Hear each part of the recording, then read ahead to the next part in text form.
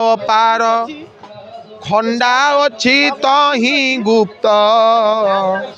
खंड खंडायत कूलरे भकत जन्म हेबे निश्चित गो खंडगिरीर महिमा वर्णी न पारे केही सीमा गो खंडगिरीर महिमा खंडगिरी स्थाने ललाट केशरी मध्य अनंत किशोर लीला करुचंती चौबाहा मेली भकत अटे तत्पर गो खंडगिरी स्थाने रही खड्ग धरिबे कलंकी जई गो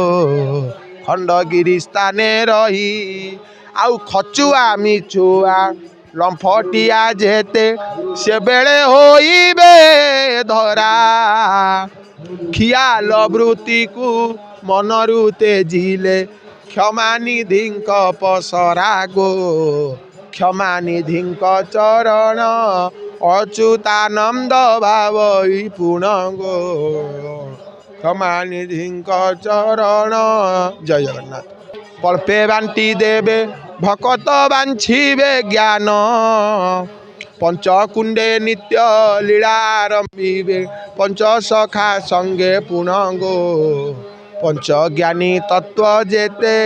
पंच मात्रा रे बहिबे नित्य गो। देखो